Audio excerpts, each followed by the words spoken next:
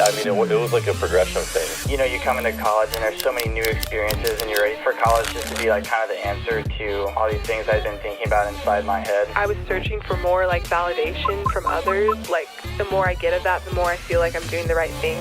When that didn't satisfy me, I thought maybe it's ambition or school or being like the best career-oriented person I could be. I thought if I just had more of that, then I'd be satisfied. But it never was enough.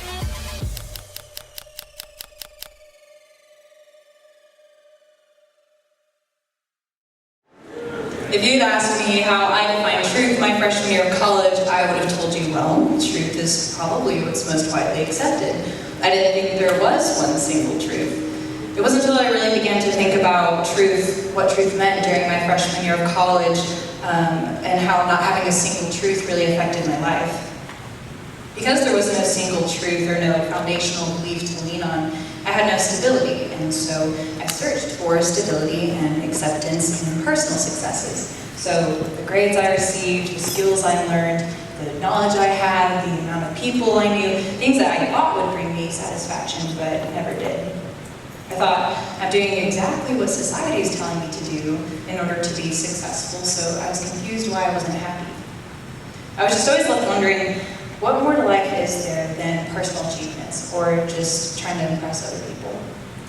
It seemed like this idea of truth, or society's idea of truth, is always changing, and I just didn't know what to believe anymore. It wasn't until an older girl who I met earlier that year reached out and asked me to get coffee. Over a period of time, I got to know her better. We hung out in brand new buildings on campus, the engineering building, way too much for not being engineers, and I realized she had this joy and stability that I'd been longing for. At this point, I didn't know what was true of me, but I can tell you that because I placed my value in other people's opinions, I just never felt good enough. I was tired of feeling this discontented, and I knew that living the life I was living, partying, and just being a people pleaser, it wasn't the life that I wanted to live. So this girl became someone I really looked up to. I really admired the way that she lived her life. She just lived her life differently, and I just felt safe around her. You know those people who you can just trust without having to explain why? That was her. So then she introduced me to people who were living the same way, and they also had this peace and contentment and stability.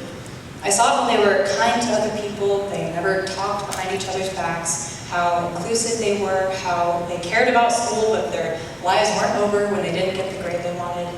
I remember thinking, okay, these are the most genuine people I've ever met. What do they all have in common? Well, they all say they're following Christ. But at the time I didn't know what that meant, so I had a lot of questions. I had these foundational beliefs growing up that went directly against the Bible, so it was hard for me to imagine God having any importance in my life. And even if I wanted to, I just felt like I wasn't good enough for Him.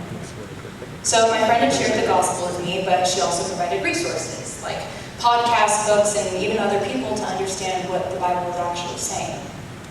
But something I couldn't deny was that the Bible had changed so many people's lives for the better. So like I mentioned, I started reading the Bible with my friend.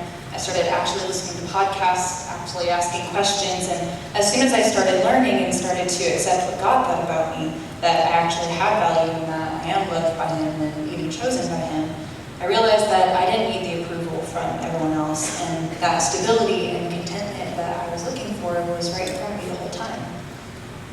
Knowing that God had a plan for me, and that He loves me, and that I get to do everything in love for those around me because of Him, that was enough truth for me. Thanks for listening, and get excited as Jordan makes his way up to the stage.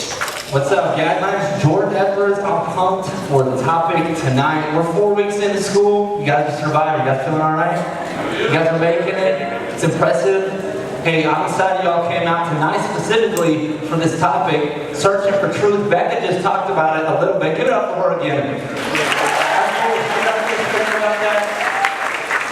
She got up here and she said, hey, I asked the question, what is truth? And then I found truth in Jesus. And we're actually going to talk about that topic tonight. But I think we can all relate to some degree when it comes to the truth. And we ask this question to ourselves, how can we really know what is true, right? how can we really actually know what is true? Especially in today's, day and age. You've got all kinds of news sites. You got Fox, you got CNN, you got your mom chirping at you, your grandma saying the same thing. Maybe it's social media, whatever outlet you can imagine. You've got all of the information you could ever dream of at your fingertips, right? And so the question is, how do I know which one of those are true? And I think a philosophy that some of us have adopted, probably all of us have adopted to some degree because of that fact. We don't know what's true. It's hard to figure out what's true. It's hard to figure out which source is true. So we adopted this philosophy, hey, you do you, right? You do you, I do me, my truth is my truth, your truth is your truth. As long as we kind of do that, then we're going to be good, right? It's going to be peaceful. Now, I think we might have adopted this philosophy, you do you, me do me, I'll do myself. But the reality is this, I think at the same time we know that there's absolute truths that are facing us every single day, and I think we can relate to this. An absolute truth is this, absolute truth is whatever is always valid, regardless of parameters or context. So what it's saying there, hey, the moon, which I believe, Garrett's, which I think we did go to the moon, by the way. The moon is the same moon in Kansas as it is in China, right? Looking at that moon, it's the same moon.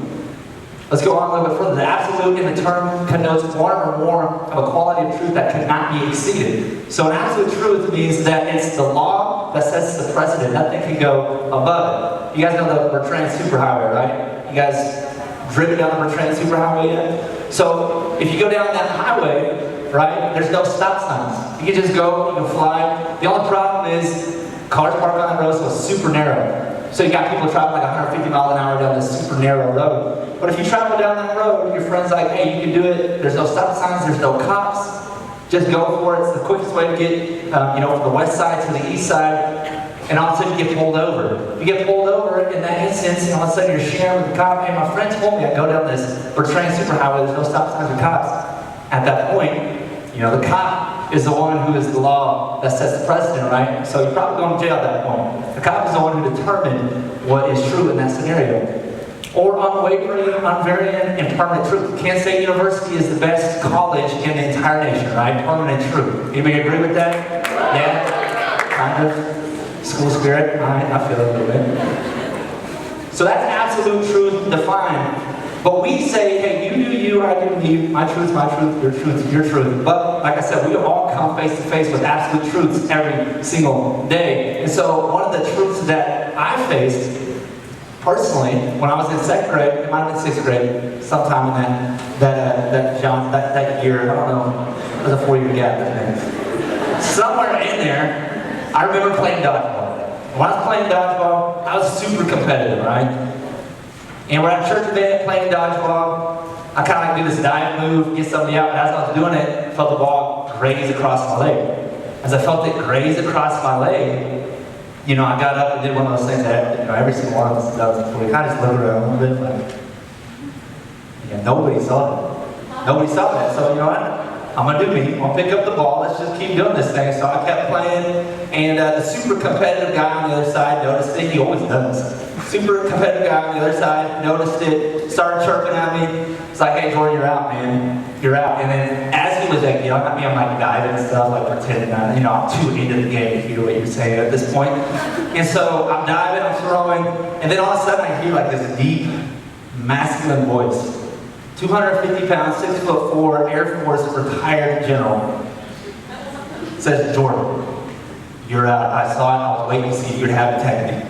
And I kept going, kept doing a little dive thing, and kept throwing the ball, and I was like, hey, I'm just gonna keep doing me, I'm gonna keep throwing the ball, I'm gonna keep getting people out. Just let people talk. He said it one more time, and I just kept going. Next thing I knew, the jaws of life were on my right shoulder, dragging me out of the game. And at that point, you're looking up on this probably like 5'2", 92-pound second or sixth grade, one of those two, I can't remember which one. But I'm like looking up at this 6'4", 250-pound Air Force retired general, and he says, hey, you're out, sit down. And so if you're smart in that scenario, what do? Sit down, right? Well, I don't know if you guys know Bob Knight, but I had seen a video of Bob Knight, and I looked at that chair and I did exactly what Bob Knight did when he got mad. I just looked at my face, picked up that chair, and I threw it. I threw that thing. And let's just say his reaction was the exact same thing. Just imagine the chair being me, right? So that's him. That's him throwing me across the ground. I'm not kidding. He literally picked me up and threw me across the ground. It was at a church. Everybody in the church heard about it. My mom heard about it. And she was like, you deserved it. You deserved it. That was good for you. This is good development. I look back, it probably was good development. But in that instance, me doing me, truth actually mattered. He was the truth, right? He came in, he set the standard. Him being that kind of a guy, setting that precedent, it really did matter for me in that scenario. We all have these same kind of truths that we face every single day. Whether we feel one way or we feel the opposite, it's not really based on that. It's based on the truth, right? And that could be either, you're sitting at this stoplight, fresh red light, just turned red, right? Manhattan and Anderson right there, super busy. It's like, dude, if you just got stopped at this red light, just turned red, the next hour, 2 hours of the day, you might as well just push back 30 minutes at this point. Because, you call your friend up, like I got lunch or something like that, you don't even have to explain to them, hey, I'm at Anderson and Manhattan Avenue right now, like, man, I'll see you in 30 minutes. It's like, that's just kind of how it is with this red light. It's inevitable, it's the truth, right? Or, you guys seen this? They launched some folks into outer space on the Falcon X is what it's called. Kind of like a dream come true, feel like you're playing a video game. But they didn't just launch astronauts, these were just pedestrians, normal people. Could have been your grandma. My mom turned 49 today, it was her birthday. I was like, man, I should have thought about this. I'll raise some money to send you on this rocket ship that Elon Musk sent out. You think about all of the mathematics that are involved in that, the physics that are involved in that, that's all based off of absolute truths that are set in place. That's why they're able to get out and get back safely. Think about skydiving without a parachute. He did talk about a guy who did it a couple weeks ago and survived. I'm just saying that's probably the rarity. You jump out of a parachute without, or you jump out of an airplane without a parachute, you're probably not going to win that battle. It's just inevitable, gravity, right? This dude's hilarious. I hope he's okay, right? He didn't look like he was prepared for it at all. He got cargos on, like a belt, black shoes, black socks. Looks like he literally woke up, got off the couch, walked out your door, and kind of fell, and all of a sudden you're in the sky. No shirt. If your nails, right? It's just inevitable, it's just truth. It's absolute truth. If you get your nails done, you gotta get dipped, right? Is that the thing? Maybe it is. I see some heads. I see some heads both ways. I guess plants are in these days. And if you get a plant, it's just absolute truth. You get a fig leaf fig. Fig leaf fig, you guys heard this? It's a new thing, look it up. Yeah, get one of these in your apartment. Sam's going to get one of these in our apartment, right? Fig leaf fig, alright? You guys see this guy? It's just absolute truth that if you see a guy walking, if you don't recognize him, it's probably because he has a shirt on. He usually has a shirt off. His name's Brian, he's a rapper. And he's a bodybuilder as well. I mean, he's just like slinging 100-pound dumbbells. As he's walking down Manhattan, as he's walking down Peterson, busiest time of day, busiest part of campus. It's just absolute truth that you do not get in a tussle with this dude, right? So this is an absolute truth we face, but really the opposite side of absolute truth is relative truth. And yeah, we probably feel this to some degree with our preferences, but when it comes to the bigger things in life, like purpose, significance, the topics we've been talking about the last couple of weeks, we'll see that this idea or this philosophy has some trouble and some consequences down the road, but relative truth defined as this, the opposite of absolute truth is relative truth. To say that something is relatively true means that it can be true for one person and not for another. So that you do you mentality, that to each his own or to each her own mentality, right?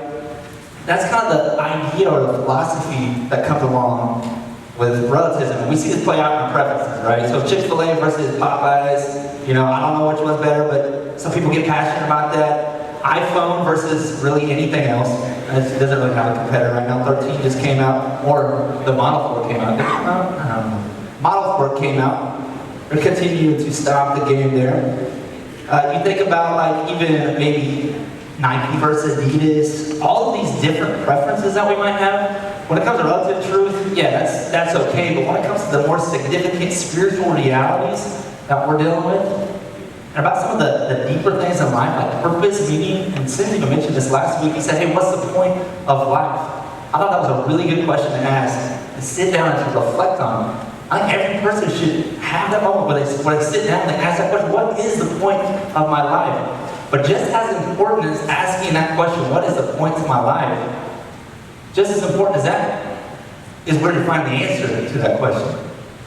Is where to find the answer to that question. In John 18, Jesus is in a scenario where he's getting tried. Basically, he's on trial because the people, the Jews who did not like him, who were jealous of him, who were saying that he was saying things against their God, wanted to have him killed. So there's that party, but then there's also the Roman party, which there's a guy named Pilate who's putting him on trial, and he's asking him questions. And so he doesn't really care about the Jewish beliefs. He doesn't really have any ties to that, but he does want to keep people peaceful, and at this time, the people weren't peaceful. And so he's asking Jesus these questions. He's like, hey, what are you up here for? Like, why are you on trial? Why do they want to kill you? Why do they hate you so much? You seem like a good dude. And as he was questioning him, interrogating him, he couldn't find anything wrong with him. There wasn't one sin he could find. There wasn't one thing against the Roman Empire that they could find. There wasn't even anything they could find against the Jews. And so he asked them, hey, what have you done? What's the big deal here? They say that you're a king. Are you really a king? And here's Jesus' answer. I think it sheds light on tonight's topic. It says this, John 18, 37. It says, you are right in saying I am a king. In fact, for this reason I was born, and for this I came to the world to testify to the truth. Everyone on the side of truth listens to me. It said, everyone on the side of truth listens to me. And you know what Pilate's response was? I think it's probably a lot like a lot of ours in this room. What is truth? What is truth? Can you imagine this? Pilate gets up there, he's trying him, he's like, this is a good dude. And then Jesus throws out this line. He just kind of drops the mic here for a second. He says, yeah, I'm right about life. He said, I'm right about life. Everyone and everything else is wrong. What I say about life is right. Everything else is wrong. And so he probably looked at this dude, he's like, I can't find anything wrong with you, but if you're saying stuff like that, then I get it. All right, let's just get this process going on. But I think there's a reality that we can learn about tonight that'll help us to at least desire to look at this a little bit more. Here's what I want to be true of tonight. That we give Jesus an opportunity, the Bible an opportunity, to show that really is the definer of truth. Jesus is the definer of truth. And here's why we should allow Jesus to be the definer of truth. I got one reason for that, then one reason and motivation for an application right after that. The first one is this: truth matters. That seems so simplistic, right? Truth matters. At the end of the day, truth will always, it'll always have the final say. Truth will always have the final say. What is true is the determiner of destiny, right? So you're on this path, and what is actually true, regardless of your feelings, regardless of what might be said here, what might be said there, at the end of the day, what is true will be the determiner of destiny. And here's a quick example of that. So when I was in school, I wanted to play for this guy. So a high school student, aspiring athlete. You guys know who this is? You freshmen? Yes, you gotta know who this is. This is a big deal. Bill Snyder, staple. Bill Snyder from the stadium. He's got a statue of himself. I wonder what he thinks about when he looks at his own statue. That's right, rabbit trail. But as I was growing up, I wanted to play for Bill Snyder, and I thought I was good enough. People in my hometown thought I was good enough. My mom and dad thought I was good enough. My grandma really thought I was good enough, you know. But my dad had a guy named Killer Franks. I'd like to have that name, Killer Franks. Killer was an awesome athlete. He's a recruiting coordinator at K-State at the time. And so, because they're such close friends, I think Killer was doing my dad a favor. He was not interested in us at all. But he came because my dad, was good friends with him. And so I put together all my highlight tape, and it was of me playing quarterback. It's a position that I really wanted to play. And I was sitting down, and I was like, Pressing play and watching his face, and as it was playing out in front of him, his face didn't move an inch, and my face started to move, but it was into a downward frown, like this guy's not interested in me. And at the end of it, he humbled me. He said, hey, you ever considered another position? I was like, okay, I get what you're saying. I could read in between lines.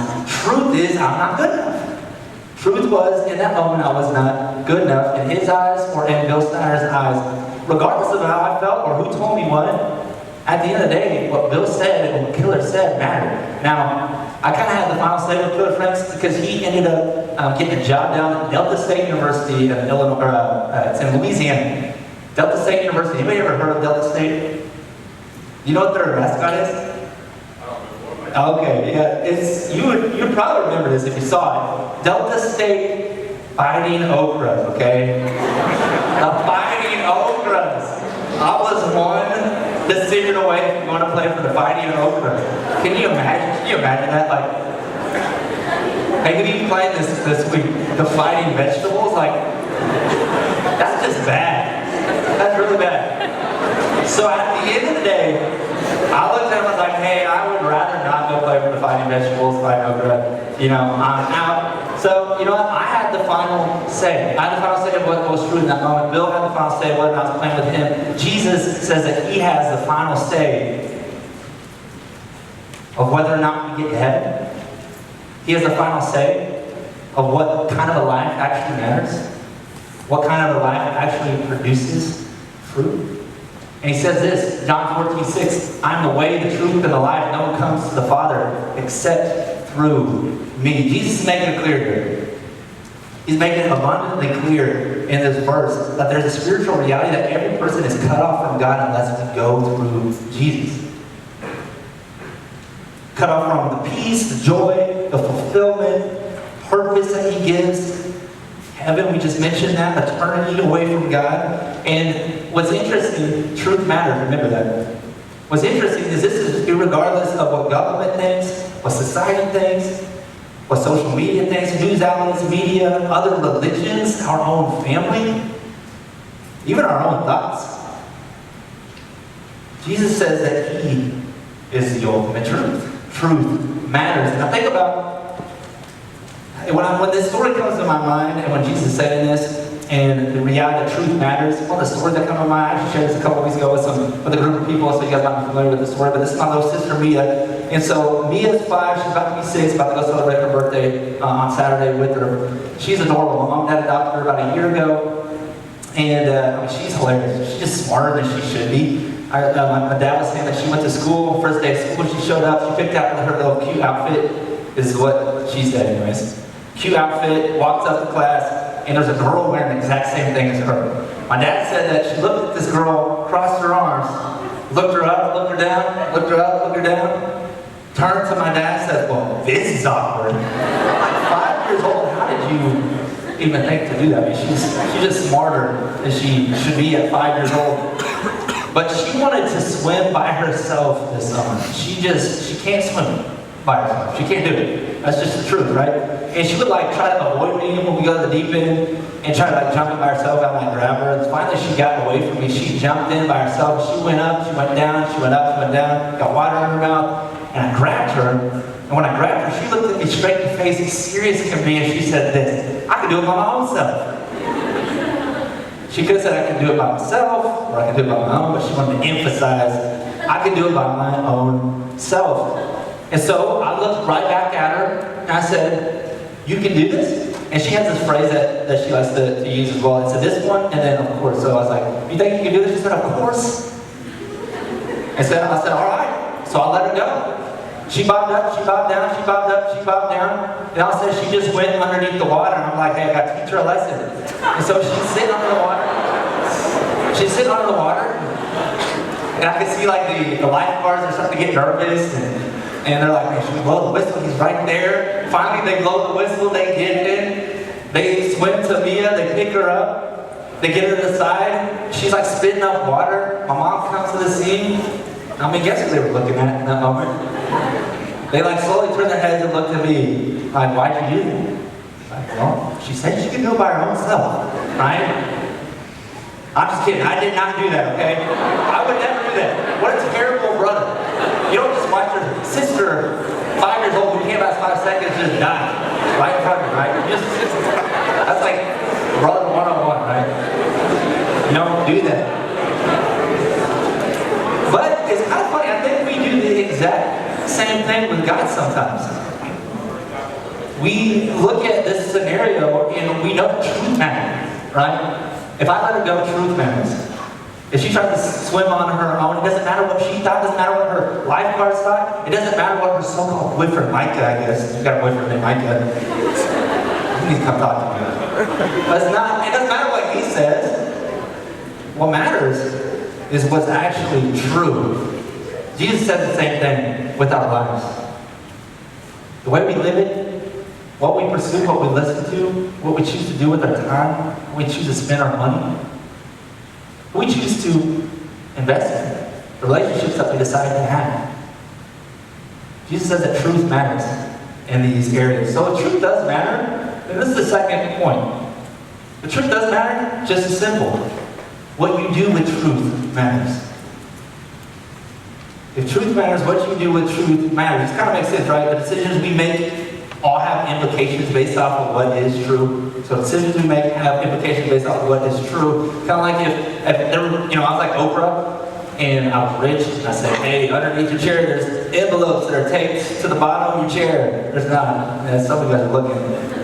One of them has $1 million in it. What would you do off of that response, right? What would you do with that information? All of you guys would probably look underneath your chair.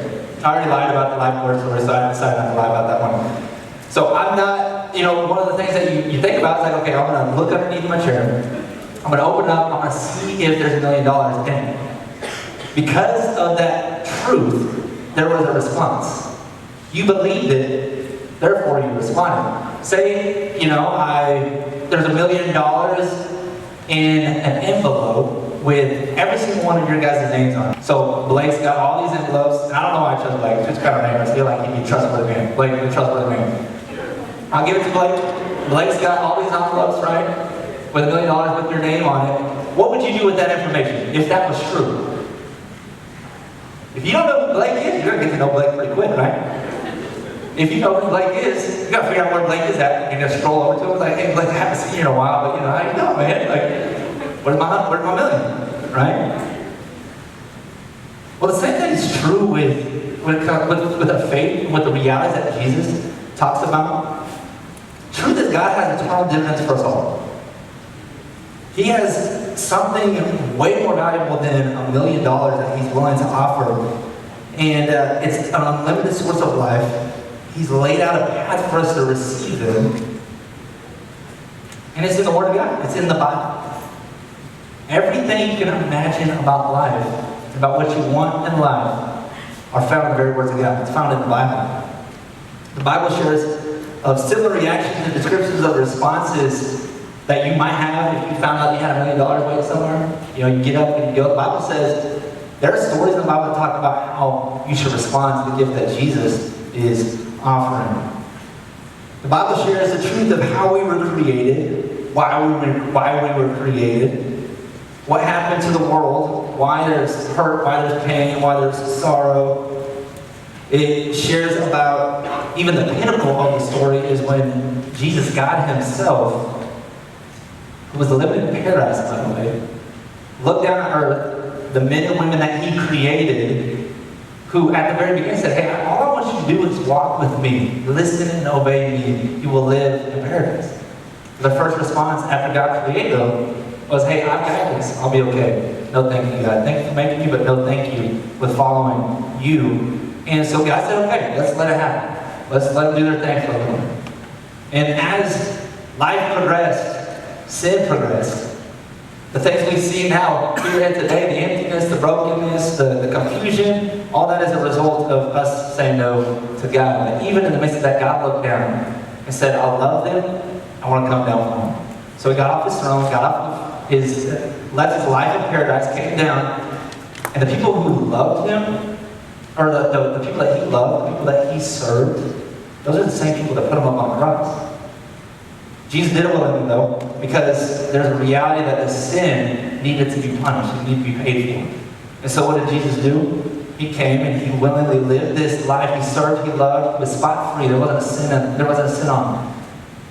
Went to the cross willingly. God, his hatred towards sin, he poured it all out towards Jesus. He poured it all out on him, even though we all deserved it. Jesus willingly took it.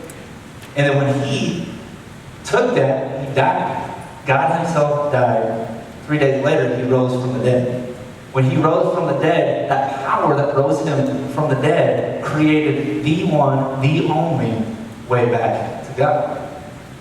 Have a relationship with him. That Bible that I was talking about shares about how you can respond and receive that gift. Not only to respond and receive it, but learn how to actually live a purposeful, meaningful life here. And now it is the standard of truth. There are a couple verses in the Bible that I want to look at just real quick. Like, I know you were up there for that long. Should have switched the slide. A couple of verses I'll look at real quick that have some implications for us if this is true. If Jesus' word is the truth, it is the standard, it is absolutely true, then we got to look at some of these verses and see what they say. Matthew 7:13-14 says this. It says, enter through the narrow gate. For wide is the gate and broad is the road that leads to destruction. And many enter through it. Small is the gate and narrow the road that leads to life. And only a few find it. So what is he saying here? In short, there are a ton of paths. There are a ton of paths that you could search out and live in this life, but only one leads to life. All others lead to destruction. One leads to life. One leads to destruction. Romans 3:4. Let God be true and every man a liar. So this seems kind of intense, right? You look at this verse and you're like, okay, what are you saying, Paul? And all he's saying is this, not that you can't trust other people, but what your standard for truth is God.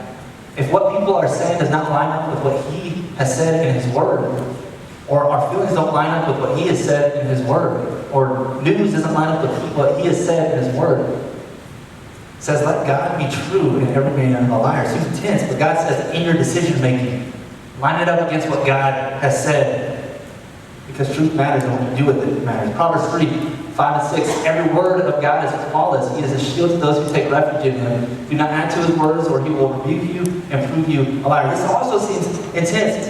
There's a flip side to it, though. If you do trust him, if you trust his word, there's life unimaginable on that side. Life way more purposeful than you can imagine on the other side. But he says if you don't live off of these words, then there's a reality that at the end of the day, hey, God, you know you do say this, but I don't know if it means that. I don't think you would actually require this or require that. So at the end of the day, that person's going to be proved a liar. And his word's going to be proved true.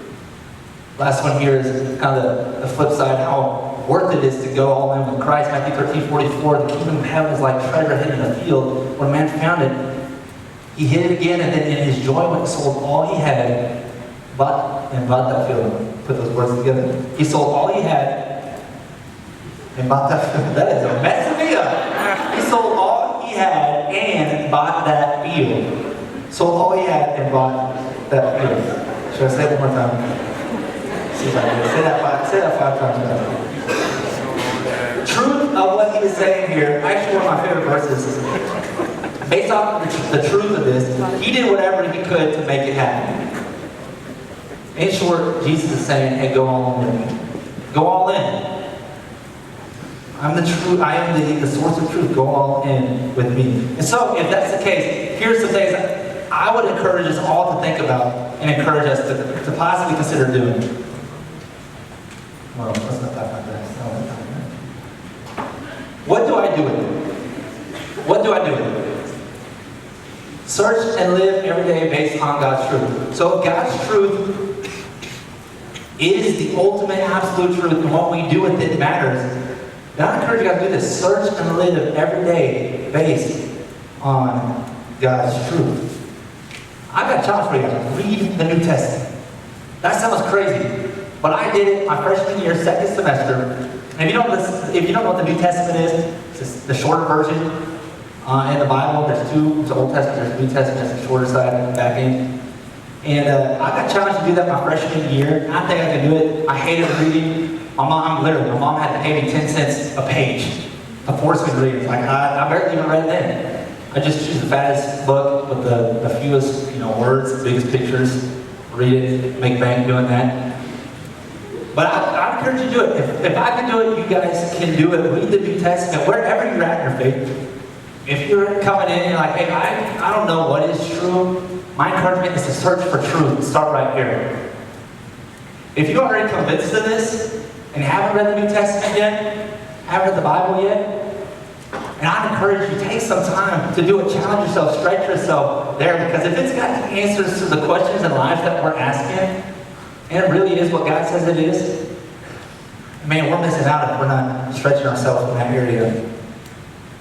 Your days are numbered based off of God's truth, knowing Him, living for Him. That's really all that matters at the end of the day. Time is ticking.